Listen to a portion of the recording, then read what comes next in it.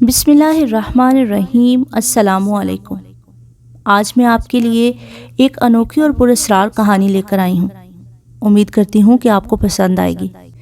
میری زندگی میں اتفاقات کا عمل دخل بہت رہا ہے۔ ویسے اتفاق تو کسی کے ساتھ بھی ہو سکتا ہے اور ہوتا رہا ہے، لیکن میرے ساتھ جس طرح ہوتا رہا ہے اس کو میں محض اتفاق نہیں سمجھتی، کیونکہ میرے ساتھ جس طرح کے واقعات یا حادثات پیش آتے رہے ہیں وہ اتفاق نہیں بلکہ سوچے سمجھے منصوبے لگتے تھے۔ میری یہ کہانی سن کر آپ کو اندازہ ہو جائے گا کہ میرے ساتھ جو واقعات پیش آئے ہیں وہ محض اتفاق ہے یا اس میں کوئی اللہ کی مصلحت تھی۔ خیر، اللہ کی مصلحت تو ہر کام کے پیچھے کار فرما ہوتی ہے۔ میرے ساتھ جو بھی گزری وہ بھی اللہ کی مصلحت تھی۔ میری زندگی میں حیرت انگیز اتفاقات کا سلسلہ جس روز سے شروع ہوا وہ میری شادی کا دن تھا، بلکہ یوں کہیے کہ شادی کی رسومات شروع ہوتے ہی اتفاقات سامنے آنے لگے۔ ہمارے معاشرے میں شادی سے چند دن پہلے دلہن کے گھر ایک رسم ہوتی ہے جس کو رسم مائیوں کہا جاتا ہے۔ مائیوں والے دن دلہن کو پیلے رنگ کا جوڑا پہنا کر بٹھا دیا جاتا ہے، پھر 7 سہاگنیں دلہن کا منہ میٹھا کرواتی ہیں، گلے میں پھولوں کے ہار ڈالتی ہیں اور شگن کے لیے اپٹن پہلے اپنے سیدھے گال پر تھوڑا سا لگا کر دلہن کے چہرے کے دائیں طرف لگا دیتی ہیں۔ اسی مناسبت سے ڈھولک گیت بھی گائے جاتے ہیں۔ خیر، اب تو مووی بنانے کے چکر میں 7 سہاگنوں کے علاوہ کنواری لڑکیاں بلکہ چھوٹی چھوٹی بچیاں بھی یہ رسم ادا کرنے لگی ہیں، اور 7 سہاگنوں کی پابندی بھی ختم ہو گئی ہے، ورنہ پہلے زمانے میں ایسی 7 سہاگنوں سے رسم کی ابتدا کی جاتی تھی جو اپنے گھر میں خوشباش ہوں اور صاحب اولاد بھی ہوں۔ اس زمن میں بوڑھی سہاگنوں کی بڑی اہمیت تھی، یعنی خاندان کی وہ بزرگ خواتین جو بڑھاپے میں بھی سہاگن ہوں، جن کے شوہر زندہ سلامت ہوں اور جو نانی دادی کے عہدے پر بھی فائز ہو چکی ہوں۔ ارے، بات کہاں سے کہاں پہنچ گئی؟ ہاں، تو میں یہ بتا رہی تھی کہ مائیوں کی رسم ادا کرنے کے لیے مجھے ایک کمرے میں بٹھا دیا گیا تھا جہاں مجھے شادی کے دن تک بیٹھے رہنا تھا اور دن میں کئی بار اپٹن ملا جانا تھا۔ مائیوں والی اس رسم کا مقصد یہی ہوتا ہے کہ لڑکی کو کچھ دن گھر کے کاموں سے آزاد کر کے صرف اور صرف اس کے رنگ و روپ کو نکھارنے کی کوشش کی جائے تاکہ دلہن بن کر اس کے اوپر خوب روپ چڑھے اور وہ بہت خوبصورت نظر آئے۔ مائیوں کی یہی رسم دلہا والوں کے یہاں رسم برائے رسم ہوتی ہے، کیونکہ دلہا کو کون سا کسی مخصوص جگہ پر بیٹھنا ہوتا ہے، یہ تو ہلا گلا کرنے کا بہانہ اور بہنوں اور بھاوجوں کو نیک وصولنے کا موقع ہوتا ہے۔ رسم مائیوں کے موقع پر زیادہ تر شادی والے دونوں گھروں کو ایک دوسرے کی رسم میں بلایا جاتا ہے اور دعوت کا انتظام ہوتا ہے، گویا یہ شادی کی رسمیں شروع ہونے کا اعلان ہوتا ہے۔ قصہ مختصر، دلہا والوں کے یہاں اس رسم کے موقع پر میرے گھر سے میری بہنیں، کزنز اور بھاوجے وغیرہ گئی تھی، لیکن وہاں جا کر پتہ چلا تھا کہ دلہا میاں کو اتفاق سے صبح ہی سے بخار چڑھا ہوا ہے۔ اس صورت میں کسی رسم کا سوال ہی پیدا نہیں ہوتا تھا۔ ویسے بھی میرے سسرال والے ایسی رسموں کو ہندوانہ طریقہ اور بدعت سمجھتے تھے، مگر میری بہنوں اور بھابھیوں کی خوشی کی خاطر اس کے لیے تیار ہو گئے تھے، لیکن دلہا کو اتفاقی طور پر بخار چڑھ جانے کی وجہ سے رسم کی ادائیگی نہیں ہو سکی تھی اور میری بہنیں وغیرہ منہ لٹکا کر واپس آ گئی تھی۔ گھر واپسی پر ہر ایک کی زبان پر یہی تھا کہ یہ پہلا اتفاق ہے کہ دلہا عین شادی کے موقع پر بخار میں جل رہا ہے، جبکہ میری کچھ کزنز کا خیال تھا کہ کوئی بخار وخار نہیں ہے، یہ سب رسم نہ کرنے کا بہانہ تھا، کیونکہ دلہا تو سامنے آیا ہی نہیں، یہ انہوں نے ہماری انسلٹ کی ہے۔ اب عالم یہ تھا کہ سب لوگ اپنی اپنی بولیاں بول رہے تھے۔ کچھ لوگ پریشان بھی تھے، جس میں میرے والد، والدہ، نانی اور دادی سر فہرست تھی، کیونکہ دوسرے ہی دن شادی تھی۔ لیکن اب یہ بھی ایک حسین اتفاق ہی تھا کہ میرا نکاح 6 مہینے پہلے ہو چکا تھا۔ یہ رخصتی کی تیاری تھی، ورنہ شاید بڑی پریشانی ہوتی، کیونکہ نکاح میں کافی وقت لگتا ہے اور دلہا کی طبیعت خراب ہونے کے باعث بڑی مشکل ہو جاتی۔ بہرحال دوسرا دن رخصتی کا تھا اور پھر یہ ہوا کہ بارات دلہا کے بغیر آ گئی، کیونکہ دلہا میاں کو بخار کے ساتھ یرکان کا مرض بھی لاحق ہو گیا تھا، یعنی پھر وہی اتفاق، شادی کے رنگ میں بھنگ پڑ گیا، خوشیاں اور ہنگامے ماند پڑ گئے۔ بھلا دلہا کے بغیر رخصتی کا عمل ہو سکتا ہے؟ شادی حال میں آتے ہوئے مہمان بغیر دلہا کے بارات دیکھ کر عجیب عجیب سرگوشیاں کر رہے تھے۔ کسی نے کہا لڑکا شادی کے لیے تیار ہی نہیں تھا، تو کوئی دلہا کی پسند کوئی اور بتا رہا تھا، کوئی جہیز اور لین دین کا مسئلہ بتا رہا تھا۔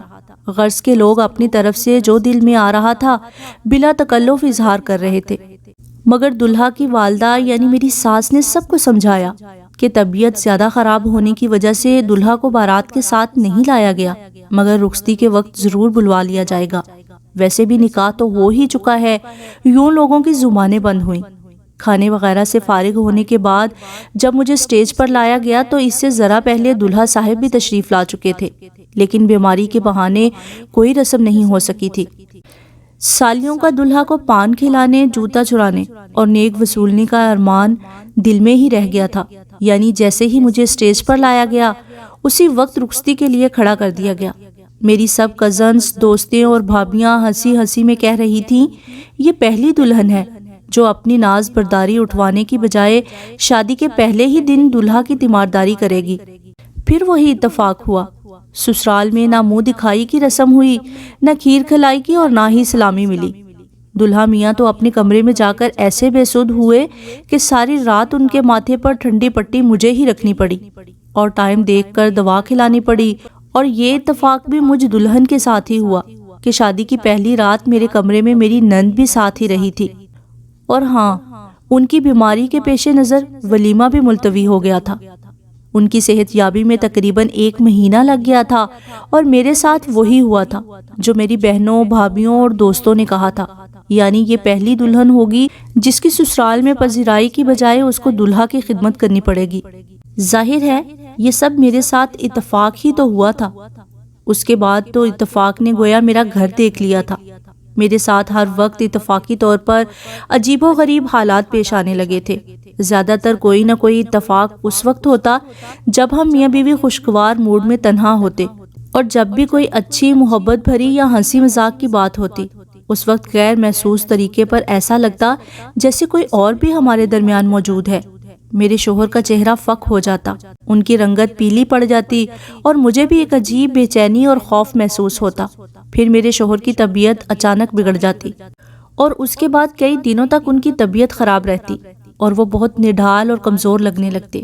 مجھے کبھی کبھی خیال آتا شاید میرے ساتھ دھوکا ہوا ہے، میرے میاں یا تو نفسیاتی مریض ہیں یا یہ شادی ان کی مرضی سے نہیں ہوئی ہے۔ ہو سکتا ہے ان کی پسند کوئی اور ہو، اور مجھے سامنے دیکھ کر ان کو وہی یاد آ جاتی ہو جو ان کی پسند ہے، اس لیے ان کی طبیعت خراب ہو جاتی ہے۔ میں یہ سب سوچتی، مگر ان کا نارمل رویہ اور اپنے ساتھ حسن سلوک دیکھ کر مجھے خود ہی اپنے خیالات کی نفی بھی کرنی پڑتی تھی۔ ایک دن بہت سوچ کر میں نے فیصلہ کیا کہ اپنی کسی عزیز دوست کو اس راز میں شریک کر کے اپنی یہ الجھن اور پریشانی اس کے سامنے پیش کروں گی، اور کسی پیر فقیر سے روحانی علاج کے لیے مشورہ بھی کروں گی۔ یہ سوچ کر میں بہت مطمئن ہو گئی تھی۔ اس دن میرے شوہر آفس سے جلدی گھر آ گئے تھے۔ کھانا وغیرہ کھا کر ہم آرام کی غرض سے اپنے کمرے میں چلے گئے تھے، اور اے سی چلا کر کمرے کا دروازہ لاک کر دیا تھا۔ لیکن ابھی ہم بیڈ پر بیٹھے ہی تھے کہ مجھے ایسے محسوس ہوا جیسے کوئی بند دروازے سے اندر آیا ہو۔ میں نے اپنی نظروں سے ایسا دیکھا نہیں، مگر محسوس یقینی طور پر ہوا تھا۔ میں نے گھبرا کر اپنے میاں کی طرف دیکھا تھا تو وہ خود بھی بہت پریشان نظر آ رہے تھے۔ مجھے ایسا لگا تھا جیسے وہ کسی کو دیکھ رہے ہوں اور بغیر الفاظوں اور آواز کے کسی سے گفتگو کر رہے ہوں۔ اس وقت میرے دماغ میں خطرے کی گھنٹی بجی تھی، اور میں نے جلدی جلدی آیت الکرسی کا ورد شروع کر دیا تھا۔ آیت الکرسی پڑھتے ہی میں نے محسوس کیا تھا جیسے وہ مشکل سے نکل آئے ہوں۔ وہ ہلکے پھلکے نظر آنے لگے تھے اور نارمل انداز میں بیڈ پر آرام کے لیے لیٹ گئے تھے۔ اس کے ساتھ ہی مجھے صاف محسوس ہوا تھا جیسے کوئی غصے کے عالم میں تیزی سے کمرے سے نکلا ہو، اور پھر نہ جانے کب تک میں چاروں کل اور آیت الکرسی کا ورد کرتی رہی تھی، اور اسی عالم میں مجھے غنودگی آ گئی تھی۔ پھر غنودگی کی کیفیت میں ہی میں نے دیکھا کہ کوئی حسین و جمیل عورت میرے پاس کھڑی ہے، جس کے بال اس کے گھٹنوں سے نیچے آ رہے تھے، اور وہ میرے پاس کھڑی کہہ رہی تھی، تم کچھ بھی کر لو، حسن میرا ہے، صرف میرا۔ اور پھر فوراً ہی میری آنکھ کھل گئی تھی۔ میرے شوہر بڑے مزے سے بے خبر سو رہے تھے۔ اب مجھے یقین ہو گیا تھا کہ ان پر کچھ اثرات مسلط ہیں۔ اس کے بعد قرآنی آیات کا ورد میں نے اپنا معمول بنا لیا تھا، اور ہر وقت خود پر اور اپنے شوہر پر دم کر کے حصار بھی باندھنے لگی تھی۔ یہاں تک کہ جب وہ گھر پر نہ ہوتے تب بھی میں ان پر تصور ہی تصور میں دم کرتی اور حصار کھینچ دیتی تھی۔ اب مجھے صاف محسوس ہونے لگا تھا کہ کوئی ان کے قریب آتا ہے مگر فوراً ہی ان سے دور چلا جاتا ہے۔ ایک دن میں نے بہت ہمت کر کے ان سے پوچھا تھا کہ آپ کے ساتھ آخر مسئلہ کیا ہے جو اچانک آپ کی طبیعت خراب ہو جاتی ہے؟ یہ سوال کرنے سے پہلے ان کے اور اپنے گرد حصار باندھنا نہیں بھولی تھی۔ میرے اس سوال کے جواب میں وہ کچھ دیر تو خاموش رہے تھے، جیسے سوچ رہے ہوں کہ بتاؤں یا نہ بتاؤں۔ پھر انہوں نے مجھے بتایا کہ مجھے نہیں معلوم یہ میرے ساتھ کب سے اور کیوں ہو رہا ہے۔ ایک عورت بہت سریلی آواز میں میرا نام لے کر مجھے پکارتی ہے۔ میں صرف اس کی ایک جھلک دیکھتا ہوں، جو بہت ہی خوبصورت اور اس کے بے انتہا لمبے بال ہیں۔ اس کے بعد اس کا سراپا غائب ہو جاتا ہے، صرف چہرہ نظر آتا ہے۔ پھر وہ چہرہ آہستہ آہستہ میرے قریب آتا ہے۔ اس کے بعد مجھے پتہ نہیں چلتا کہ میرے ساتھ کیا ہوا، میں سب بھول جاتا ہوں۔ پھر میری طبیعت سخت خراب ہو جاتی ہے، میں کئی دنوں تک معاف ہو جاتا ہوں۔ میرے میاں نے اپنی زندگی سے جڑا یہ راز میرے سامنے افشا تو کر دیا تھا، لیکن شاید یہ راز کھلنے کے بعد وہ غیر انسانی مخلوق بھی نڈر ہو گئی تھی، کیونکہ اب اس کے میرے میاں حسن کو پکارنے کی آواز مجھے بھی آنے لگی تھی۔ میں اس کے غصے کی علامات کو بھی محسوس کرنے لگی تھی۔ اب تو وہ غصے بھری آواز میں کہنے لگی تھی، حسن میرا ہے، صرف میرا ہے، جبکہ پہلے صرف محسوس ہی ہوتا تھا۔ میں نے بھی قرآنی آیات کے ورد کو اپنا معمول بنا لیا تھا۔ ایک روز میری ایک نہایت قریبی عزیز دوست نے مجھے ایک روحانی علم رکھنے والی خاتون باجی کے بارے میں بتایا تھا کہ وہ اس طرح کے مسائل یعنی عصبی اثرات وغیرہ کا علاج کرتی ہے، مگر وہ صرف عورتوں سے ہی بات اور ملاقات کرتی ہے۔ میں نے فوراً ہی ان خاتون کے پاس جانے کا پکا ارادہ کر لیا تھا، لیکن پھر وہی اتفاق آڑے آ گیا تھا۔ جس دن میں نے اپنی اس دوست کو بلایا تھا کہ اس کے ساتھ ان باجی کے پاس جا کر اپنا مسئلہ بتاؤں گی، عین اس دن میرے شوہر کی طبیعت اچانک خراب ہو گئی اور وہ آفس نہیں گئے۔ اس صورتحال میں ان کو تنہا چھوڑ کر تو نہیں جا سکتی تھی، اور پھر اسی طرح کے اتفاقات میرے ساتھ پیش آتے رہے۔ میں اپنی تمام کوشش کے باوجود اپنے شوہر کے مسئلے کے لیے کہیں بھی نہیں جا سکی، مگر اس دوران میں وہ مخلوق پابندی سے آتی اور حسن پر اپنا حق جتاتی کہ حسن میرا ہے، صرف میرا۔ لیکن اب یہ ضرور ہوا تھا کہ وہ مخلوق حسن کے پاس پابندی سے آتی تو تھی، مگر فوراً واپس بھی چلی جاتی تھی۔ ایسا یقیناً میرے قرآنی آیات پڑھنے کی وجہ سے ہوا تھا۔ اس طرح سے 3 سال گزر گئے تھے۔ میری گود ابھی تک ہری نہیں ہو سکی تھی۔ میری ساس نے 1-2 ڈاکٹروں سے میرا چیک اپ کروایا تھا۔ سب کا ایک ہی جواب تھا کہ کوئی کمی نہیں ہے، کوئی خرابی نہیں ہے، سب کچھ نارمل ہے۔ اللہ پر بھروسہ رکھیں، اس کی رضا پہ راضی رہیں۔ اس دوران میں وہ مخلوق ہفتہ 10 دن کے وقفے سے حسن کے پاس آتی رہی تھی۔ اب تو مجھے اس کا وہ انسانی روپ والا چہرہ نظر آنے لگا تھا۔ اکثر رات کو جب ہم لوگ بے خبر سو رہے ہوتے، ایک انجانی آہٹ سے میری آنکھ کھل جاتی تھی اور میں دیکھتی کہ وہ مخلوق میرے شوہر کے چہرے کے قریب جھکی ہوتی، مگر میرے جاگنے اور متوجہ ہونے پر فوراً غائب ہو جاتی۔ پھر 1-2 دن تک میرے شوہر نڈھال اور کمزور محسوس ہوتے تھے۔ گزرتے وقت اور حالات کے ساتھ میں نے اس غیر انسانی مخلوق کو اپنی انجانی سوتن کے طور پر قبول کر لیا تھا اور اس کے مقابلے پر اتر آئی تھی۔ قرآنی آیتوں کے ورد کی وجہ سے ہی وہ میرا کوئی نقصان تو نہیں کر پا رہی تھی، مگر اپنے اس دعوے کو بہت شدت کے ساتھ میرے کان میں ایک سرگوشی کی صورت دہرانے لگی تھی کہ حسن میرا ہے، صرف میرا۔ ایک روز میری ساس صاحبہ نے مجھے ایک ایسی لیڈی ڈاکٹر کا بتایا تھا جو دوا کے ساتھ روحانی علاج بھی کرتی تھیں۔ دلہن، تم کل میرے ساتھ چلنا، میں تمہیں ان بزرگ ڈاکٹر صاحبہ کے پاس لے جاؤں گی جو تمہارا چیک اپ کرنے کے ساتھ کچھ دم وغیرہ بھی کر دیں گی۔ میں جی اچھا کہہ کر خاموش ہو گئی تھی، مگر دل میں خوش بہت ہوئی تھی کہ اگر وہ ڈاکٹر صاحبہ واقعی کوئی بزرگ ہستی ہوئیں تو میں انہیں اصل مسئلہ بتا دوں گی، کیونکہ میرے دل میں بھی یہ شدید خواہش تھی کہ میری کوئی اولاد ہو۔ لیکن پھر وہی اتفاق آڑے آ گیا تھا۔ جس دن ہمیں ڈاکٹر کے پاس جانا تھا، اس روز صبح ہی صبح میری ساس باتھ روم میں گر گئی تھی اور ان کے کولہے کی ہڈی ٹوٹ گئی تھی۔ انہیں آپریشن کے لیے ہسپتال میں داخل کروانا پڑا تھا۔ یوں پھر وہ بات ٹل گئی تھی۔ اسی دن میں گھر کا کام ختم کر کے کھانے وغیرہ سے فارغ ہو کر اپنے کمرے میں آرام کے غرض سے گئی تھی، اور ابھی بیڈ پر دروازے کی جانب کروٹ لے کر لیٹی ہی تھی کہ ایک آہٹ پر میں نے پلٹ کر دیکھا تھا۔ کوئی لڑکی میرے کمرے کا دروازہ بند کر رہی تھی۔ اس کے لمبے بال اس کی پشت پر لہرا رہے تھے۔ میں فوراً ہی اٹھ کر بیٹھ گئی تھی۔ اسی اثنا میں وہ پلٹی تھی اور میں نے اسے پہچان لیا تھا۔ وہی انجانی مخلوق انسانی روپ لیے میرے سامنے تھی۔ اس نے میرے بہت قریب آ کر کہا تھا، میں تم کو پھر یہ بتا رہی ہوں کہ حسن میرا ہے، صرف میرا، اور اگر تم چاہتی ہو کہ حسن تمہارے پاس رہے تو تمہیں اولاد کی خواہش سے دستبردار ہونا پڑے گا۔ تم حسن کے بچے کی ماں کبھی نہیں بن سکتی۔ اگر تم میری بات مان لو گی تو بہت فائدے میں رہو گی، دولت میں کھیلو گی، لیکن اگر تم نے حسن سے اولاد کے لیے کوئی کوشش کی تو یاد رکھنا میں حسن کو تم سے چھین کر لے جاؤں گی، اور تم حسن کے بچے کی ماں بننے کے چکر میں بیوہ ہونا کبھی پسند نہیں کرو گی، یہ میں جانتی ہوں۔ یہ دھمکی دے کر وہ پلٹ گئی تھی اور مجھے شاید کسی بات کا ہوش ہی نہیں رہا تھا۔ حسن کا سلوک میرے ساتھ بہت اچھا تھا، میں ان سے علیحدگی کا تصور بھی نہیں کر سکتی تھی۔ میں بہت دنوں تک اسی کشمکش میں رہی تھی کہ اس مخلوق کی دی ہوئی دھمکی کا تذکرہ حسن سے کروں یا نہ کروں، کہ میری ساس بیچاری پوتے کی خواہش دل میں لیے ہی ملک عدم سدھار گئی تھی۔ اب گھر میں بس ہم دونوں میاں بیوی ہی رہ گئے تھے۔ زندگی کا سفر جاری رہا۔